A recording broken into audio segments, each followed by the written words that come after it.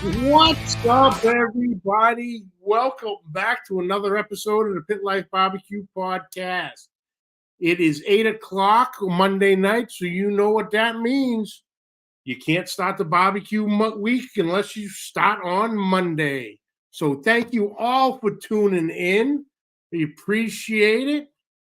Let's see, a couple quick shout outs here. We got Bat, we got Daddy Dutch.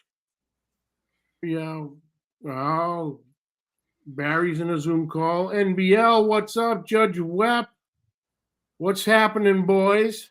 Tom, what's going on? Well, guys, as you know, we are coming to you live from the Uncle Steve Shake Studios in Center Bonstead, New Hampshire. What can I say? Uncle Steve Shake, 16 now, amazing flavors, including the sauce with no name. Freshest ingredients. He's always up to something, always in research and development. So who knows? It could be, we could get a call on Saturday saying he's working on something new. But great customer service. You get the email right back. You call the number. He's going to be the one answering the call. He's returning the email. He'll have a conversation with you if you have any questions on flavor profiles, anything you need for a certain cook. He'll help you out and work with you, get you settled into exactly what you need. Check him out at UncleSteveShake.com and also on the Facebook group, Uncle Steve Shake Nation. Uncle Steve Shake, shake some on everything. Also brought to you by Joe's Meat Market out of the Diamond of Royce City, Texas. Gabriel and his crew do an incredible job day in, day out.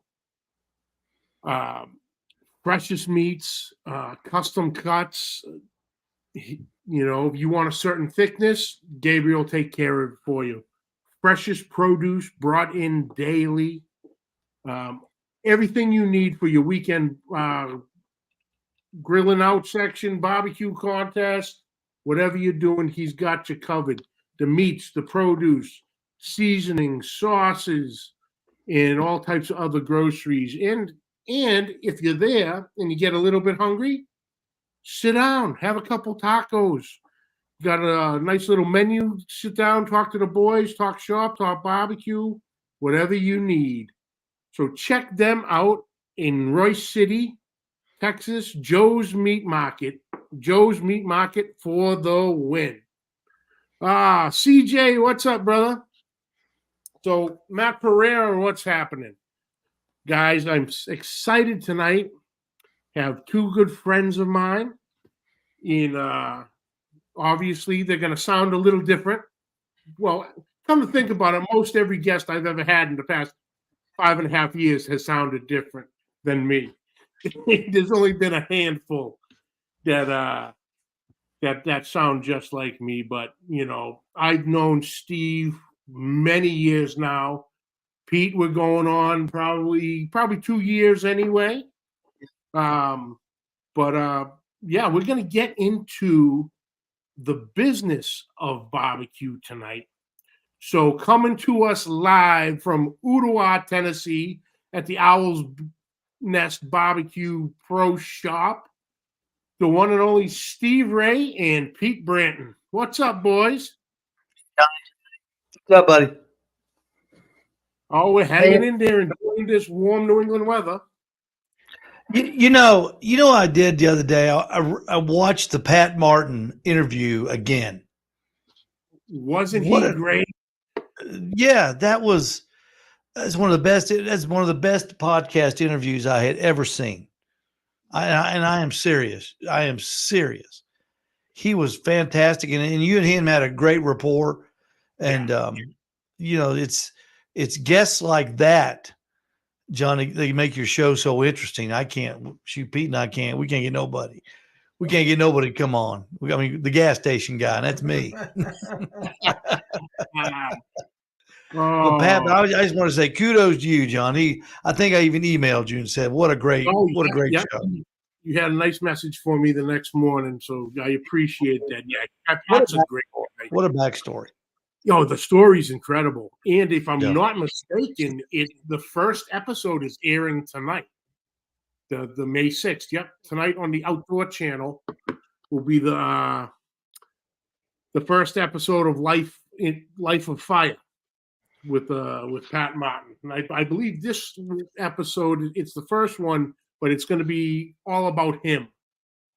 And then I think I get the outdoor channel too. I got Dish. I think I do. Oh yeah, they're on there. Yeah. So yeah, after this, check it out. It'll be on. I will.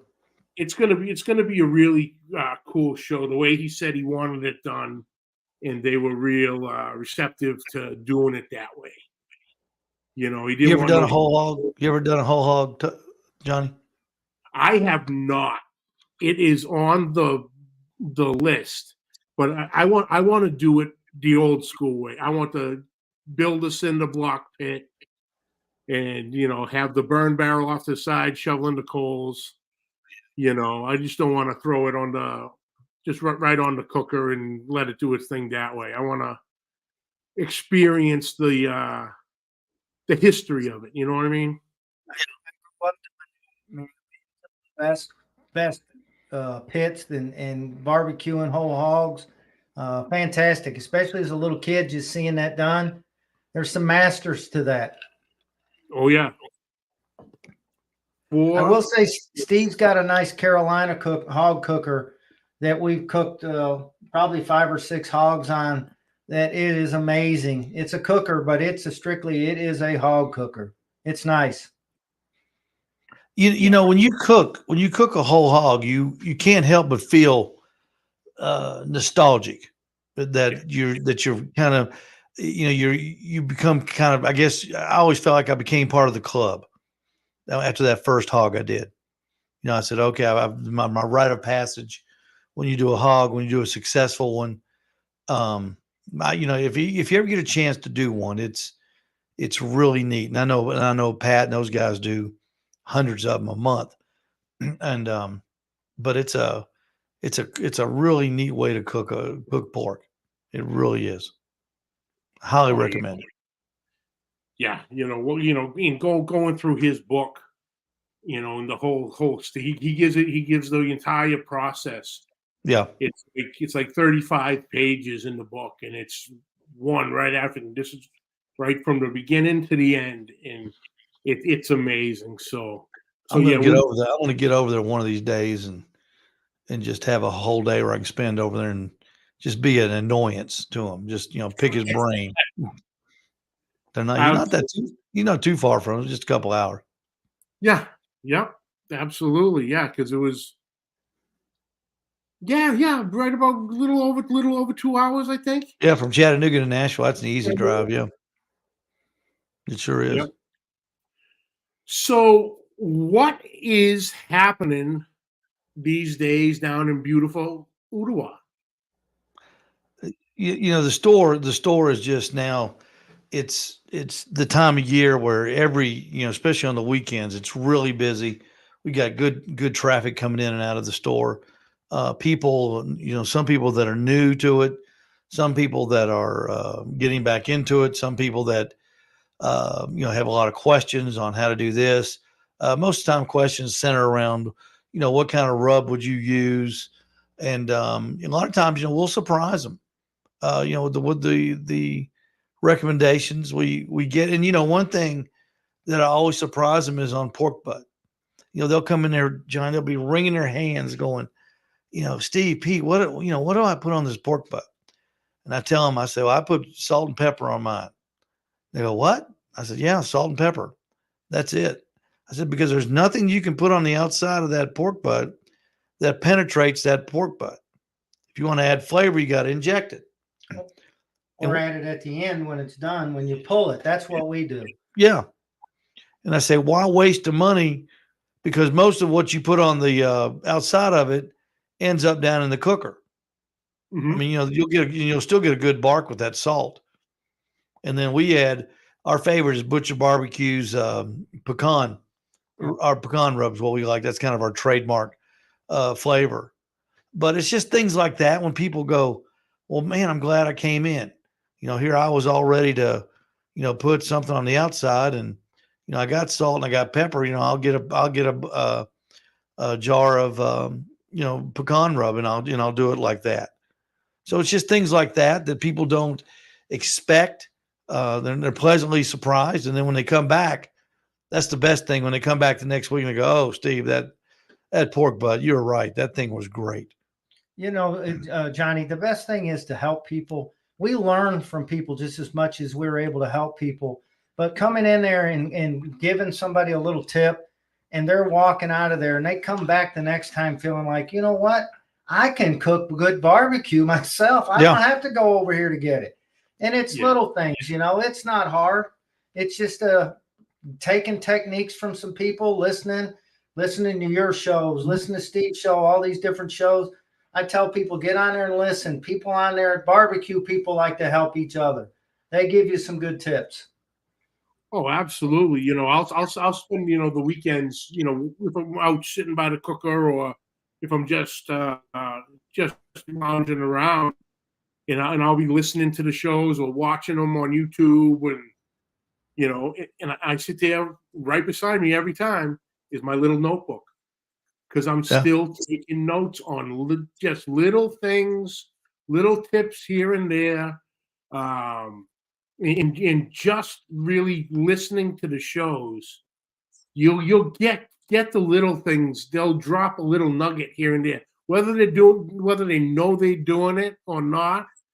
You can pick up some little tiny things, and it can really, really change your game up. That one thing you didn't really think about, and go, oh, let me try that, and boom, it completely changes your cook for the better. Yep. I did that with brisket this summer. I really wanted to take our brisket game to the next level, because we opened up. We've got it's not really a restaurant. It's just like a little hot dog stand, but we sell hot dogs, brisket, and pork butts, and pulled pork rather. And last year I did hot dogs and pulled pork.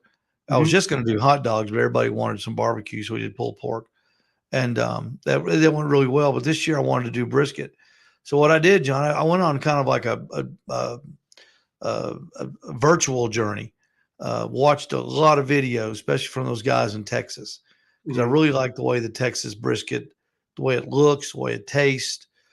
We even went as far to we ordered a brisket from Franklin's Barbecue on that Gold Belly. We ordered one of those and had it shipped up here, and we heated that up and tasted it. It's pretty darn good too. It was very good. It was very good. I can see why people wait in line for it too. It was amazing to me that thing was cooked. It was vacuum packed. It was shipped. And then when you heated it up, following the instructions, you'd have swore it came right off that smoker right then. It still had the jiggle and everything. It was great. Oh, yeah. But Red, I've got both of Aaron Franklin's books. I read what he said about it. Watched a lot of videos with him in it. Watched a lot of videos with that mad scientist guy, the Yoder kid. Yep. And what I found out was what really sets them apart is how long they let it rest in a heated environment. And what I started doing, I started pulling my pork butt or my briskets. I'd stop cooking them at midnight, and I'd set my smoker at 160 degrees, and I'd just let them simmer overnight. And I would pick them up, and I'd put them in a cooler the next day, take them to work, start another cooker at work at 160 degrees, let it sit there, and then serve it for lunch. And it makes all the difference in the world. That's the, that's the taste. That gets that, when we ate that Franklin brisket, it was red, John. The meat had a reddish tint to it. And you wonder how in the world. And when we did ours, now ours has that same tint. And I don't know what happens when it sits in there for that long, but it's just things like that you're talking about YouTube, and there's so much good advice out there now. It's not just guys just trying to make a video. it's good, solid advice. And I think we got a pretty good brisket. I think we got a pretty good product here now. It is a good product, no doubt. Oh, yeah. You're gonna have to come back and try it, Johnny. Yeah. Oh, if I have to. You think those smash burgers were good? What do you taste this brisket? Oh, damn, those smash burgers. You guys, it was going on 2 years ago, just for everybody watching and listening. I had a custom smoker built down in Austin, and was going to pick it up. And I'm like, so obviously picking it up, I got to drive. So I got to drive from central New Hampshire to Austin, Texas. And I had taken 2 weeks off. And I'm like, let's make this a bit of an adventure. Let me take advantage of being in certain areas. And, because I had always, like I said, having Steve on for many years now, I had always said, someday I'm going to get to your store. I'm going to come down to the gas station. And then, so I literally mapped it out that we had left after the show on Tuesday night, because we were still at the studio recording on Tuesdays. And we pulled into you about 1:00 that afternoon. I would have been there earlier, but we had a little mishap with the dogs, and had to do a little cleanup, auto detail in the gas station in the parking lot, But yeah, we shot straight down. So the first stop was in Ooltewah, then worked our way across, a couple little spots here and there, then to Malcolm's shop in Hernando, Mississippi, and stopped, saw some people who were in that area. But yeah, coming down to see you guys at the Owl's Nest, and finally did it. You even had the TV in the window welcoming me and my family. It was awesome. And you were making smash burgers, and they were so damn good. Nothing like driving 17, 18 hours for a smash burger.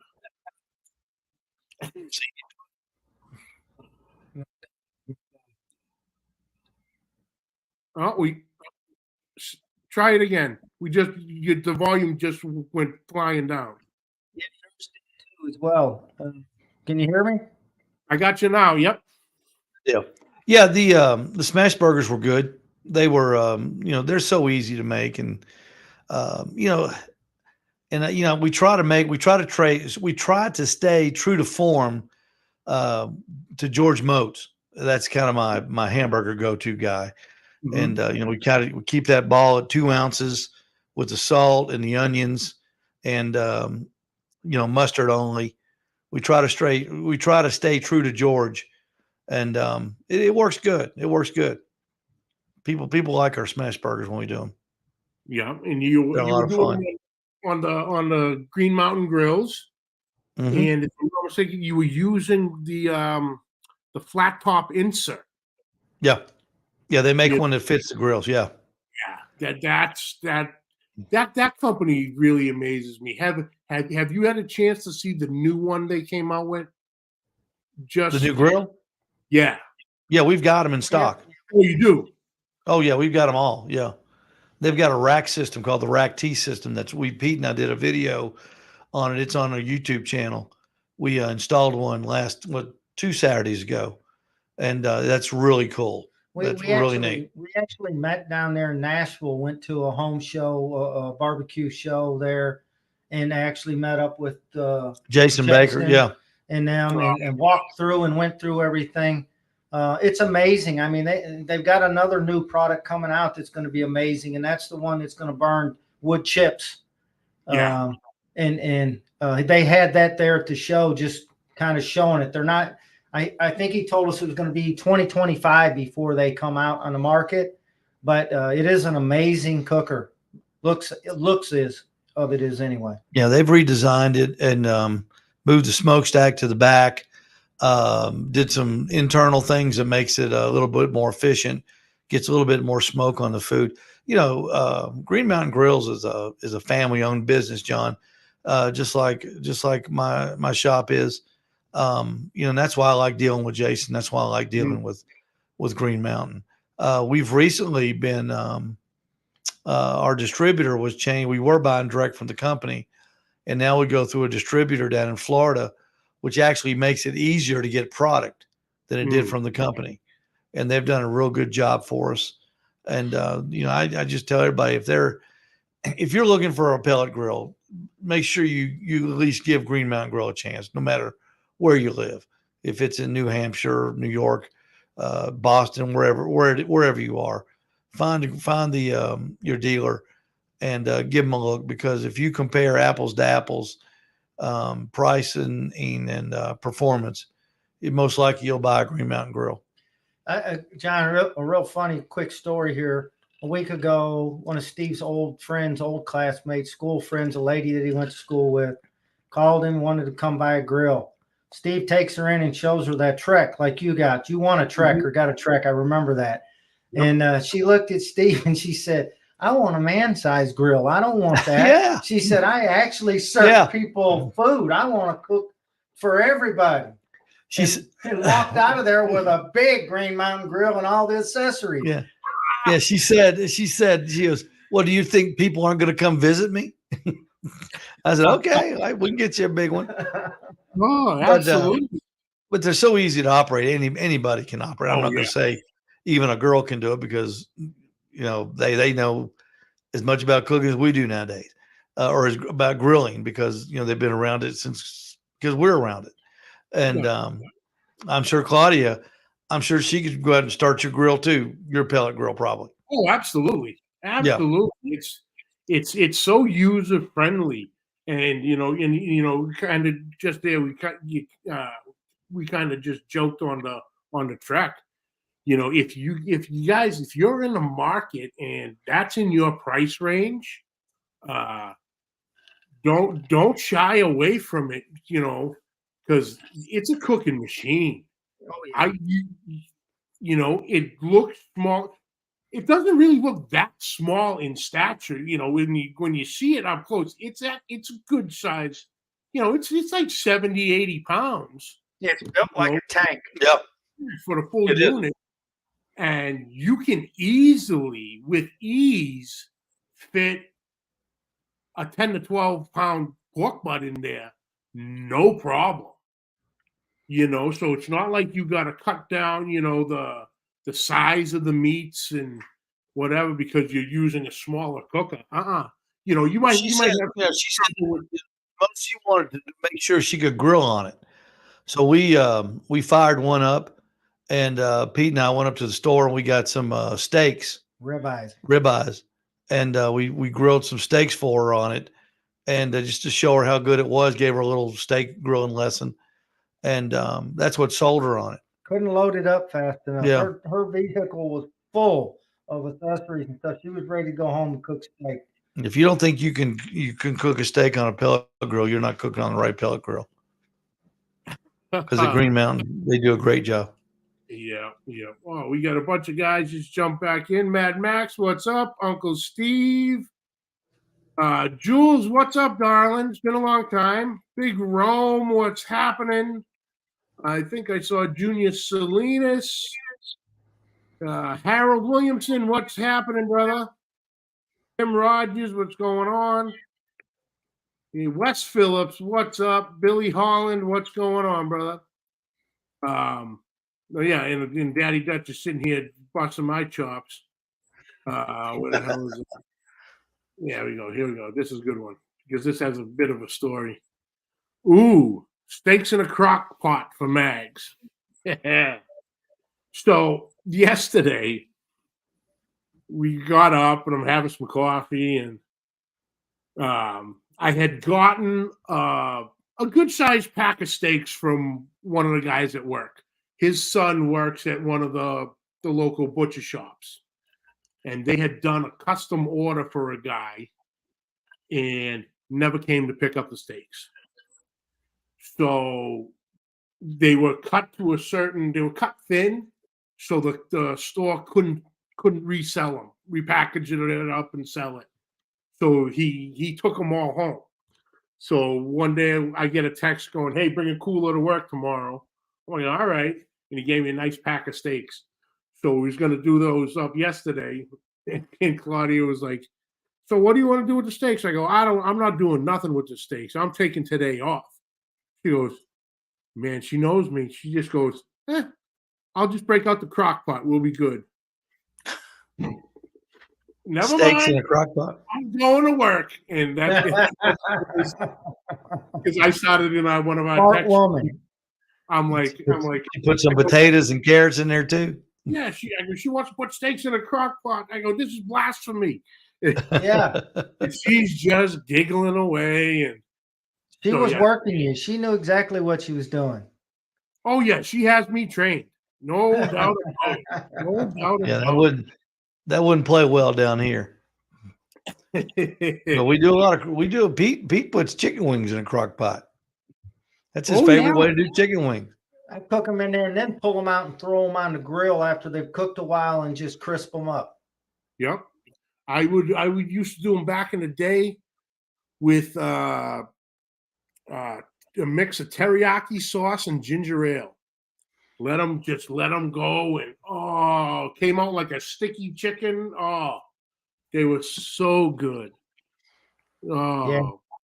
You know, Johnny, I heard you mention Billy Holland was watching. Billy's one of our Owl's Nest Barbecue pro staffers.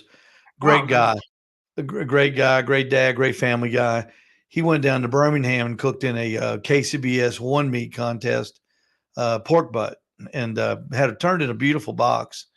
And came in 12th this weekend, just two slots out of the top 10. So he had a pretty good cook down there. So we're always happy when one of our buddies does well. Absolutely. when they put it in the box and let somebody judge it, because that can be a humbling experience. Oh, for sure. Ashley, what's up? Mr. Aaron Leslie, Texas Oil Dust. What's up, brother? So the business of barbecue these days, obviously the popularity still is climbing, thankfully. Yeah. But what are some of the, what's new product wise, and how do you find out about them all? Obviously social media, but you can't follow everybody, from the promotion on that, what to take in and what to take out. Yeah. How do you go about that? Well, we went up to this year in February, the National Barbecue Expo was in Nashville. So we drove up there for the day. And that was incredible. There were things up there I'd never seen, never heard of. Pizza ovens, Johnny, are the big thing right now. Everybody has a pizza oven. They just sell down here. They sell pretty good, but not that great. The way I do mine is we try to have a great selection of rubs and sauces and pellets and charcoal. Mm-hmm. That's what the main things that people use, especially pellets. I've got I think now I've got 17 different flavors of pellets. If you come in there and can't find a flavor you like, I can't, I'm sorry, I can't help you.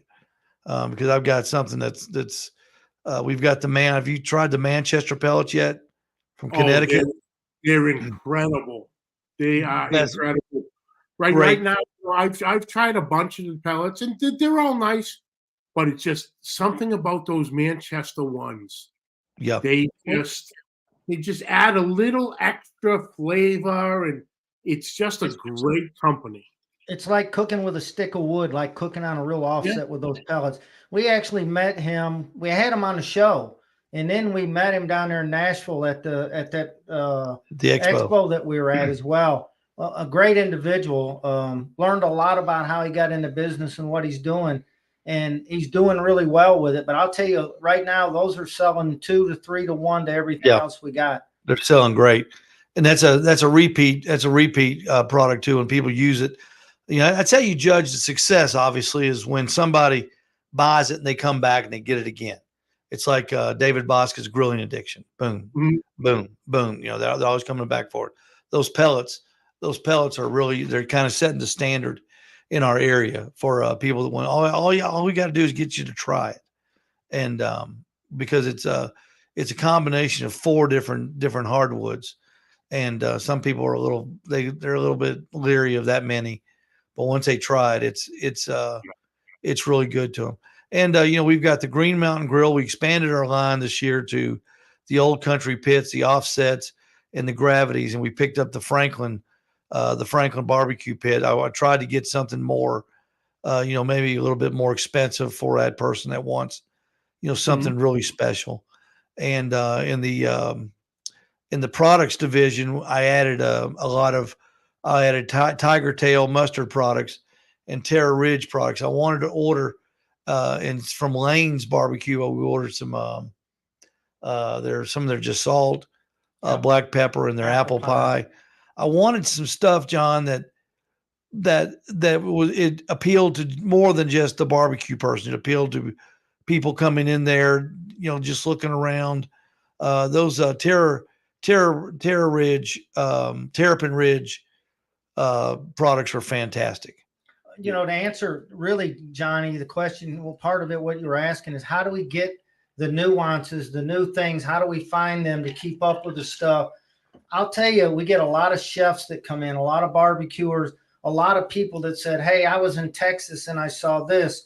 And Steve's great about when we hear about things like that, just like the expos we go to, hey, let's get out here and see if we can find that, and we'll bring it in. And then what determines what we're keeping from seasonings and what we're using is basically sales, right? If it's buying and selling and doing very well, then that's what we're sticking with. But Steve's always good about trying to bring something in that a customer brings up, and let's see how it sells. You got to have help from everybody to get, to do what you're talking about. Yeah, and that's what Aaron Leslie was saying. He goes, where is it? There we go. The word of mouth is how you find out most of it nowadays. There you go. Yeah. It's, obviously the more popular they are on YouTube and what's the other one? TikTok. Yeah. That drives a lot of people to the stores. Believe it or not, the labels will help sell more than anything. Like Uncle Steve's got a great label. I mean, David Bosca talked about labels all the time. He says, what, 8 feet? You got to be able to read it from 8 feet away. Something like that. There's a science to it. I may have the length wrong, but you want a good looking product, but you want the product to stand up by itself too, because in the end, it's how good it tastes. There's a product, John, we've got. It's amazing. It's made by Lane's. It's called apple pie, and it is sugar and cinnamon, just like you had when you were a kid.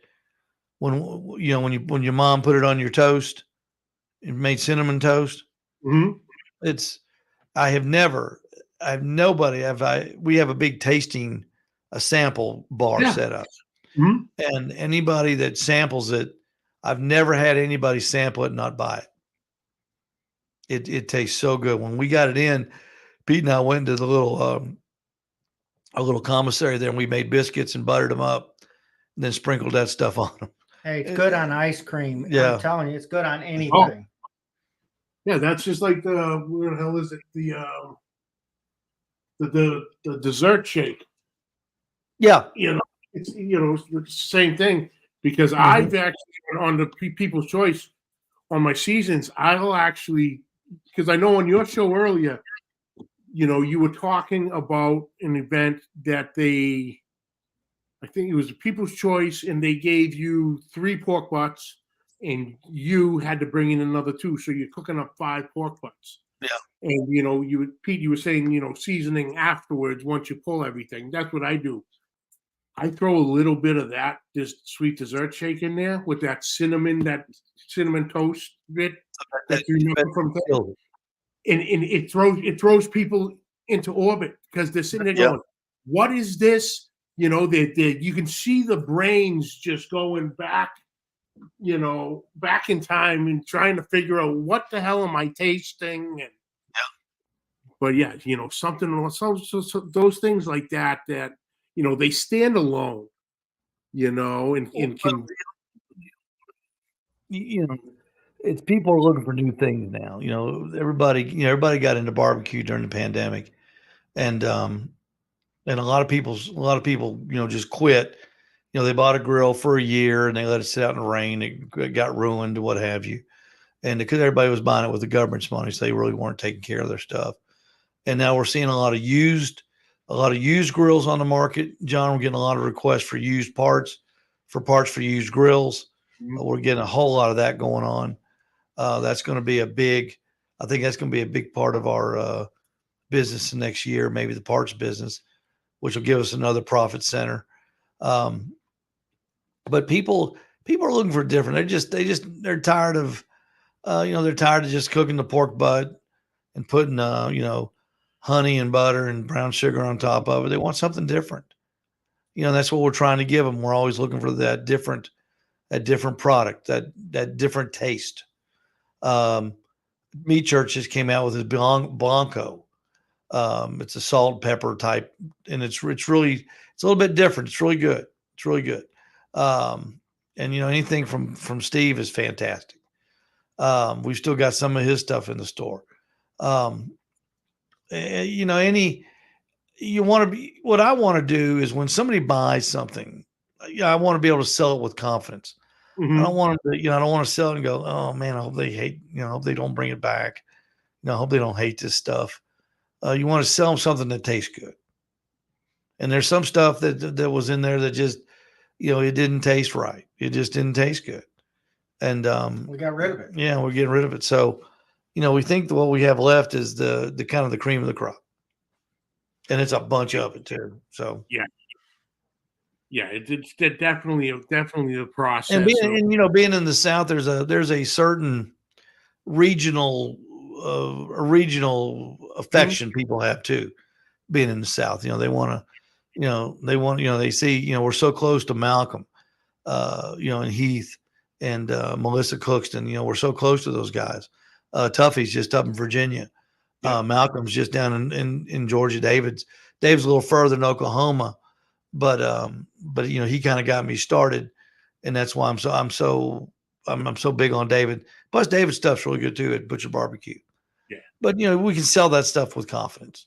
So that's the way I do it. It's not, you know, it's nothing magical, nothing scientific about it. I just don't want somebody to bring a bottle of rub back and say, this tastes like crap, Steve. Why'd you sell it to me? I don't ever want that to happen. So far it hasn't. Definitely not. And like you said, everyone's looking for the next thing and always trying to experiment. And I know you had brought it up earlier on your show when you guys were live with Malcolm this week, his video when he did that, the Berea ribs. Did you watch that? I have not watched it. I have it on my. I don't know what Berea ribs. I don't even know what that is, but they do it with pork and beef. You can make normally it's a taco. Okay. That it's all like slow cooked, and the flavor is amazing. But I remember his podcast last week. He was saying that the video was coming out, and I'm like, I've never heard of that. Someone doing it on ribs, but you know, that's what continues the popularity of, you know, you're going to stop and watch that thinking outside the box.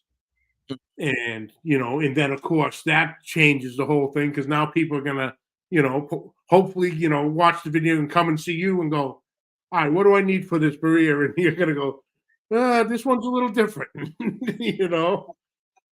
Watch it. Because I have no idea what that was. Yeah.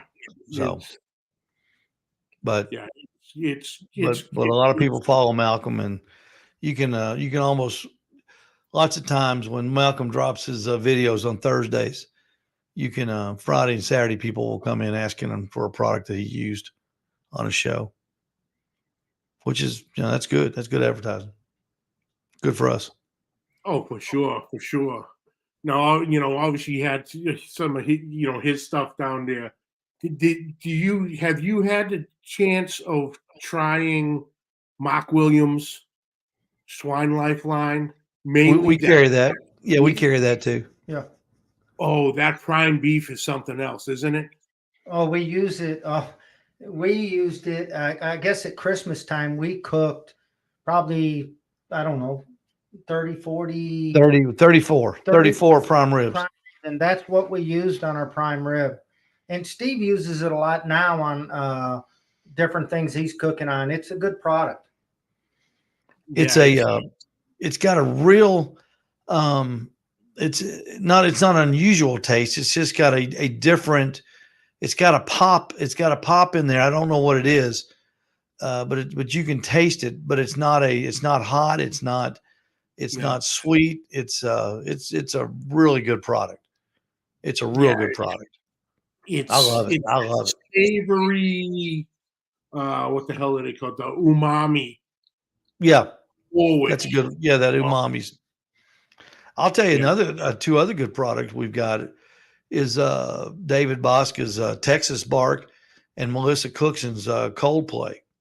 Yeah. It's got the both of them are basically salt, pepper, and garlic with activated charcoal in it. And if you want to get a brisket with that Texas look with the crunch on the bark, both of those products will do that. And man, they make a beautiful brisket. You don't have to have that number 18 mesh pepper. You can. Melissa's is a little more coarse. Yeah. Than David's. And some people like it a little more coarser. Oh, yeah. And gives them a little better bark. Hers got more salt in it than David's, which my philosophy in life, there's no such thing as too much salt. So I have to hold him back, Johnny. I have to hold him back when we're cooking. Salt. You got to hold him back. Oh yeah, you got to have a little bit of restraint, but remember, you can always add. You can't subtract when it comes to cooking. That's right. I just add more food. Oh, okay. I like how you're thinking there, brother. I like how you're thinking. So, obviously the store's going good.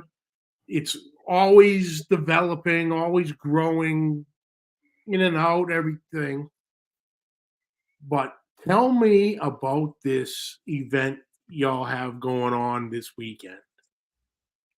It's called the Big Pig Fest. Yes. It's the first year we've done it. It's it's kind of like a community contest. They've got People's Choice and they've got 2 turn-ins that judges will be judging.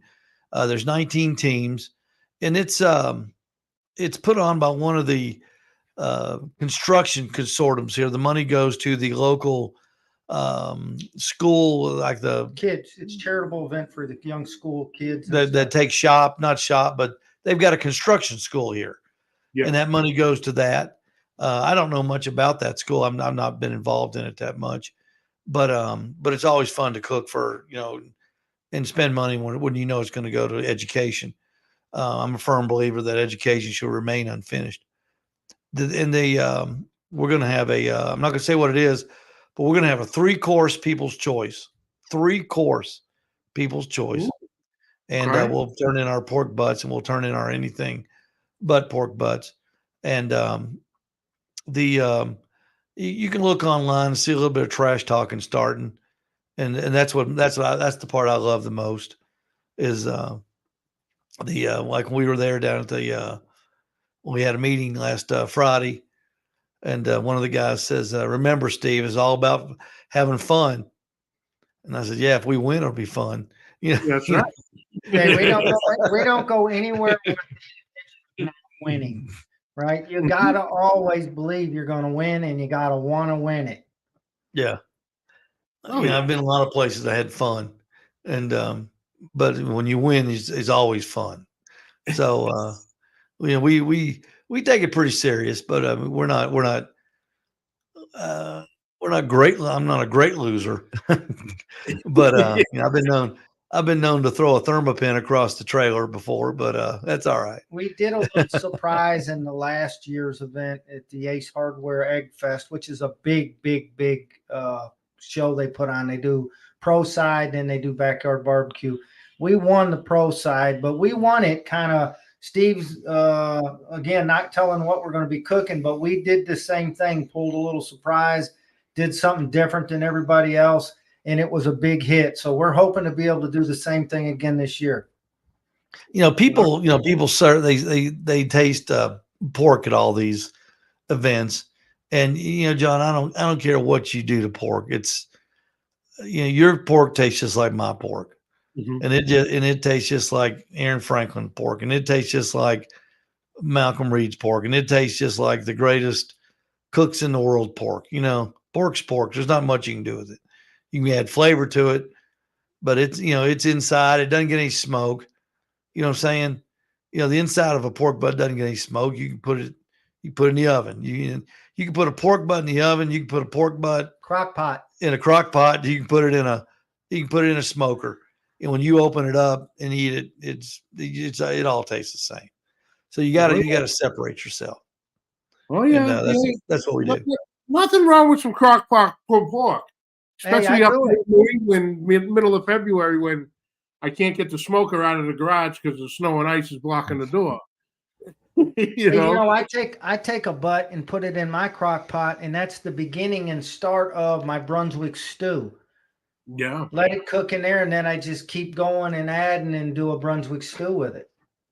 So, yeah, definitely love my crock pot for some barbecue in there as well. I don't own a crock pot, so I don't know. I don't own a sous vide either. Yeah. I got the crock pot. I don't have the sous vide. So. John, our buddy John Solberg says sous vide takes the let's see, what did he say? It takes the heart and spirit out of cooking. Someone. I own a sous vide, and I love my sous vide. I can tell you, if you're a steak person, you take a 2-inch steak. When you're done with it, from one end to the other, all the way through. I don't care if you can let it cook 4 or 5 hours longer than you want it to. It's going to be exactly perfect from top to bottom, exactly how you want it. Yeah.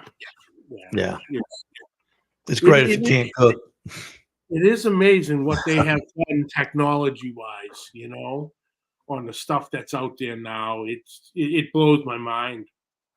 You know, just things. You've seen, John. You've seen the indoor smokers they got now. Yeah. You know, everything. There's something. There's always a gimmick coming down the pike. We saw a portable smoker at this expo we went to. I had never seen one. Apparently, I'm the only one that never saw it. Everybody else said, "Oh yeah, we saw it. It looks like a suitcase." Dumbest thing I've ever seen in my life. $600, but he sells them. It's a goofy looking thing. Pizza ovens, all kinds of shapes of pizza ovens. Never seen so many pizza ovens. Yeah, pizza ovens were just unbelievable. Somebody had a grill with it had an AI function. You just talk to it, and it gave you the recipe somehow, some way. I mean, just the technology is the thing, and I don't even, on my pellet cooker, the Green Mountain Grills, of course, will hook to your telephone, and you can run it from anywhere in the world. I've never hooked mine up to the telephone. I just don't do that because I'm always home when I'm cooking. And, I use a thermopan. I don't even use probes. I lift the lid and hit it with my thermopan. And, I want to see what the temperature is. I just do it like that. I guess it's kind of old fashioned, but if that's what people like, cook, don't cook with what I want you to cook with what you want to cook with. Oh, yeah, absolutely. Absolutely. Like a couple weeks ago when I was talking with Harry Sue, he puts it great. There's not a, cook how you want, cook how you love, how he does it. Then it was, Ani Tex, he always says there's no right way, there's no wrong way. There's your way, which is fine. Do it there, but what I learned from Harry Sue was when I was cooking on my Smoky Mountain cooker. I was one of those guys who used to put apple juice and all the stuff in the pan. And I finally took Harry's advice, just put sand in it and put a piece of foil over it and never touched it again. And it worked great. Mm-hmm. There's no reason to put anything in that pan, except sand or rocks or gravel, something to keep it weighted down. And it works just fantastic. You pick up little things like that. Oh, absolutely. Absolutely. Yeah. So now is that just is this just a 1-day event or 2 days? Yep. This weekend? It starts Friday night and then goes into Saturday afternoon. Okay. So you actually start cooking. You can start cooking after the inspection on 7 o'clock. Yeah. On Friday night. We'll put our butts on at 11, mm-hmm. and then I'll get the guys set up and give them some marching orders, and then we'll go home, and they'll cook. They'll put the butts on at 11, and we'll be back down there by 6 that morning, and ready right about when ready to pull the butts off, mm-hmm. and I'll do to them what I need to do, and we got some other stuff we got to cook, and we'll be rotating that cooker a little bit, and we've got a pretty good timeline down. It's a little different, is it? You don't turn it. Normally, in where we go, we'll turn one in at 11, maybe one in at 11:30. One. This time, we're having to turn two different products in at 11 o'clock. So that's it's weird. It's weird. It's weird. They didn't stagger. You turn in your pork butt at 11, and we turn in our anything other than pork butt at 11 too. You turn in both entries at 11, which is that's a lot of work. Well, it's kind of weird because something's going to get cold. You know what I'm saying? I mean, because you can't keep it because it takes 15 minutes to build a box. So, you're going to have to be, something's going to have to be kept warm, and you got to be careful. It's in the styrofoam, so you can't put it on the smoker. So, you gotta, but I got tricks up my sleeve. I can make it work. They broke us up into 4 groups, like 1 and 3, 2 and 4 groups. And then what they did is there were 6 judges, and they broke the judges up. So we have 3 judges. The other 2 have 3 judges. They're going to have 3 judges judging our stuff here and 3 judges over here, which is kind of weird. Yeah, it's weird. It's like but it's their rules, and if you want to compete, you got to compete with their rules. You're just going to have to figure it out, and don't complain. Just make it work. But there'll be thousands of people there. The pavilion here in Chattanooga is it's an old quarry, not a quarry, but where they made metalworks, where they made stuff, pipes, anything, where they melted anything, ironworks. And you know how big those buildings are. Chattanooga used to be, we were like the little Pittsburgh of the South. And this is the remnants, the kind of the ruins of that industry. And they've made it into an event place. It's huge. I mean, it's two football fields? Yeah, huge. They do their market. So when all the vegetables and all the stuff come in, that's where they do the Chattanooga market at. They do that every Sunday. They start in April and go through November. And then on Saturdays, they have different events. So it's great. If you ever get to Chattanooga on a weekend, there's always something going on down there. There's always something going on. And then when there's a football game, people tailgate inside it. It's a pretty cool place because the University of Tennessee at Chattanooga plays down at Finley Stadium, and you can tailgate in there, and it's really cool. It's really good venue. Like I said, when I was driving in, just looking around, it's like it's when you hit that Chattanooga area, and it's you know, just driving down the highway, you can see how it's different. Yeah, it's in a big valley. Yeah. We're stuck in a valley. And that damn river gets in the way of everything. Every time you want to go somewhere, you got to go over a bridge. It's like living in Pittsburgh. Every time you got 3 rivers up in Pittsburgh, and every time you want to go somewhere, you got to go over a bridge. That's We're pretty fortunate. Chattanooga is a place for all ages. They have something going on, no matter how old, how young you are. That's the thing my kids loved when we moved to Chattanooga. Always something going on for anybody and everybody. It's pretty cool. Absolutely. Yeah, our winters only last about 2.5 months. It can get really cold, but they don't last long at all. We got an inch, Johnny, of snow, I think, this year. Yeah. And it shut down everything for 4 days. Like we were saying before we started went live, a couple weeks ago we got hit with that 20. We were getting at some point almost 2.5 inches an hour. Yeah. We back in 1993 we got hit with 22 inches, and literally the city was closed for 8 days. Yeah. 8 days. I mean, it was awful. It was awful. Of course, we got all these mountains around us. You can't. Yeah. Everywhere you go, there's a hill, and there's not a flat place down here. Everything's, and then there's a bridge, and then it's all hill. Then you got to go over a bridge, and it's not for driving in the snow. It's terrible. Oh, and driving in the snow, those bridges can get dicey. Yeah, I got an emergency generator installed a couple years ago at the house. When they started, we got Pete used to work for them. We got the Tennessee Valley Authority, and a couple of years ago they said, "Hey, we can't keep up. I'm sorry, we can't keep up. We're going to have rolling blackouts. We just, I'm sorry, man, we just can't do it anymore." They one Friday they just rolled a bunch of blackouts. We were out 15 hours.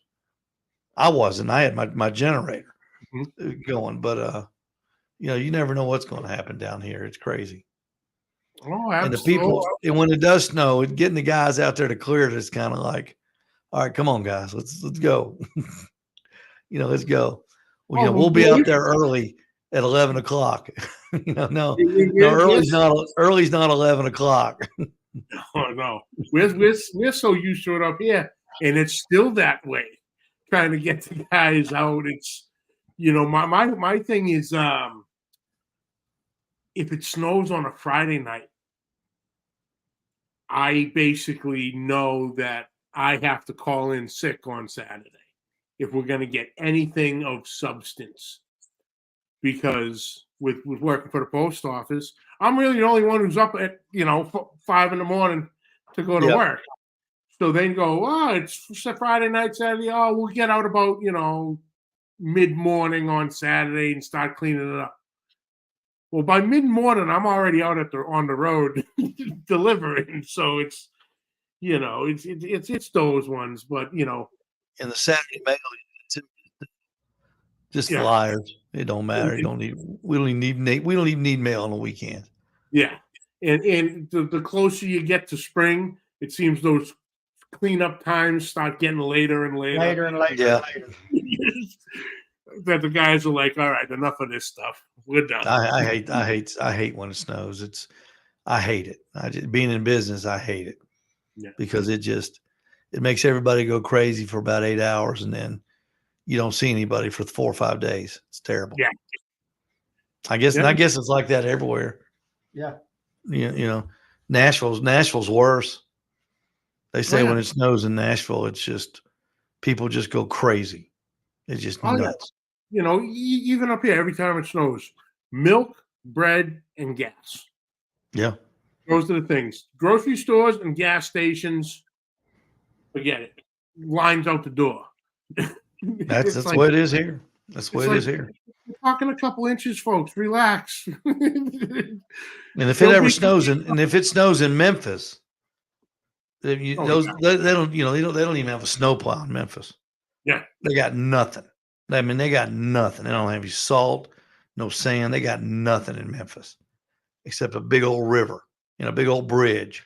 That's it. And everybody's trying to get dark, and everybody's trying to get to Mississippi and Arkansas. No, that's get further south. Speaking of Memphis, obviously down the road from you, what's the pulse on the whole weekend in two or 3 weeks for the whole Memphis and May versus Smoke Slam weekend? We don't get a lot of Memphis traffic here.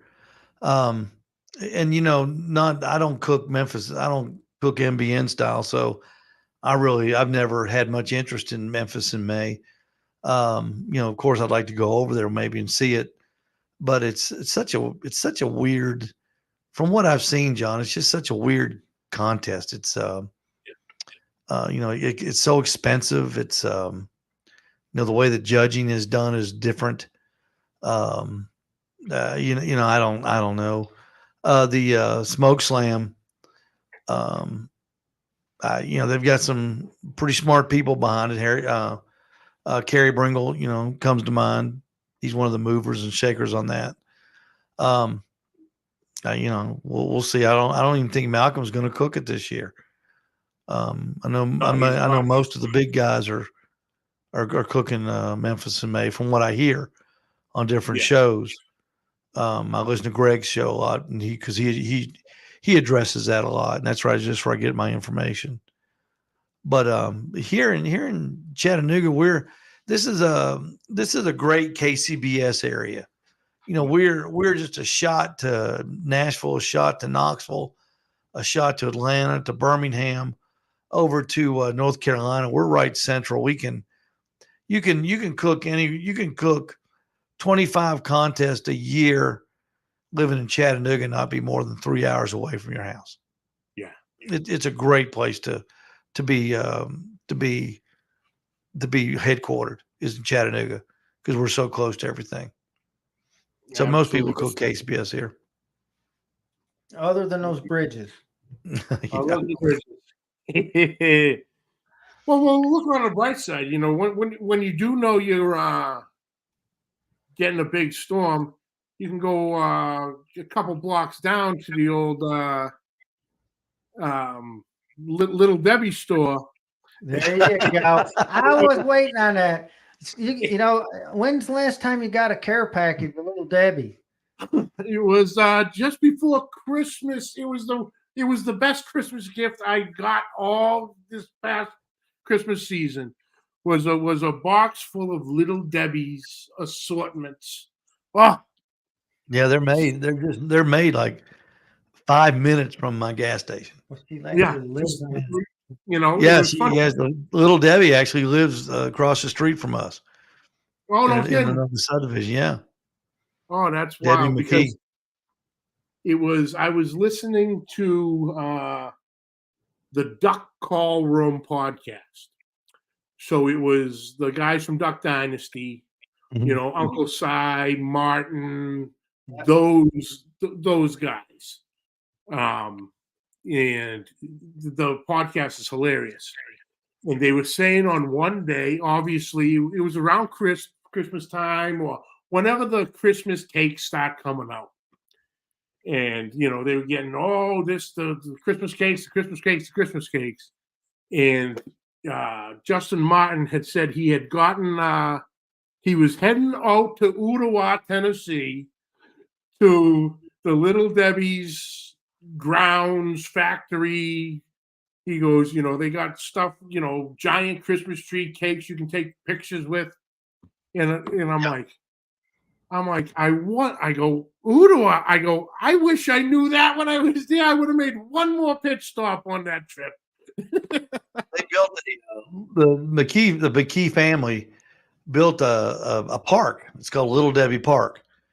And it's in a town called Collegedale, which it's part of it. Yeah, we're just morphed into each other. And they do have these giant Little Debbie cakes you can get your picture made of. And people come from all over the world to see this thing. Now, Collegedale, it's like a Swiss village. It's surrounded by mountains. And it's just this, they built this the Seventh-day Adventist. It was their big community for a long time. Southern Adventist University is there. One time it was a very small, cliquish community. They didn't hit a lick on Saturdays. They closed down Saturdays. I always thought that they had it figured out because they'd close a half a day on Friday because they don't work on the Sabbath. Then they'd knock off on Saturdays, and then they knock off on Sundays because everybody, all the Christian or all the other they're Christians. All the other denominations knocked off on Sunday. So I figure they got it figured out. They're getting 2.5 days when we're only getting 2 days. So I think they're just smarter than us. But that was the McKee family. They were Adventists too, and they're still closed on Saturdays. Matter of fact, John, they used to sponsor a race car, and when the few times that the NASCAR races were on a Saturday, they would not advertise on the car. They'd say, you got to pull our stickers off the car because it's the Sabbath. I mean, that's how serious they are about this. But this park is fantastic. Yeah, it's fantastic. If you ever get a chance to come, it's worth coming to. It's pretty cool. Yeah, it's pretty cool. But I was sitting there listening to that. I was delivering my route, and he said that. I'm like, oh my God, I was right there. No, you were a stone throw from it. Matter of fact, when the wind blows right, we can smell it. We can smell it at the gas station. Yeah. I was so engulfed in the burgers and the smoke rolling and the smell of the seasonings and the charcoal. Like if I could have got that little whiff of that sweetness from the Little Debbie's, I would have known. But I was engulfed in too much goodness. John, they've got a store over there that's kind of their outlet store. Yeah. And I mean, it's almost free. You walk in there and they just throw stuff at you. You go, here, take this. Just take this. It's so cheap, it's ridiculous. I think they charge you a little bit just so you don't feel bad, like you're taking advantage of. But it's a great place to go. Oh, and we eat the houndstooth out of them. They're fantastic. Oh yeah, there's nothing better. And cosmic brownie. The cosmic brownie is fantastic. If you bring your car to the shop and you want that car fixed first in line, just bring cosmic brownies. You'll get moved to the front. You heard it here first, folks. Head to the Midnight Oil and just leave a box of cosmic brownies on cosmic brownies. Don't say a word. You just do your thing, and it's an unspoken rule. Just leave it on the desk. I'll know what you mean. I'll know what you mean. Absolutely, absolutely. Well, guys, thank you so much for talking some barbecue business and the events and everything. Obviously, great catching up with you both. I appreciate it, boys. We appreciate it as well, Johnny. Yeah, thanks, John. Appreciate you, man. Come see us. Absolutely, count on it. If we ever get to New Hampshire, I can't ever think of why I'd go to New Hampshire, except they got probably the best state flag in the nation. Yeah. I'd go. I would go see Johnny Maggs. The doors are open, boys. Would they let me run your route with you? Could I sit in the truck and run your route? Yeah, we can work something out. We'll figure it out. Sounds good. Might have to meet you down at the end of the street first, and that'll work. We'll get it done. All right, man.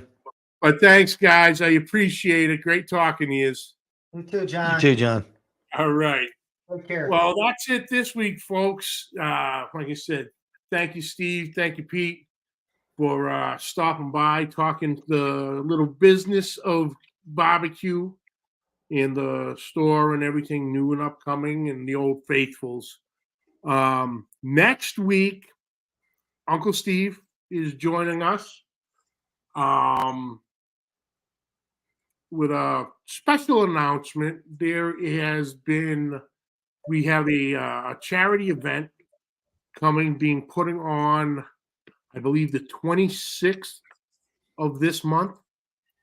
It is for this young man who recently graduated from Texas A&M, and on their senior trip, they went skiing, and he suffered a major brain injury with an accident on the ski slopes.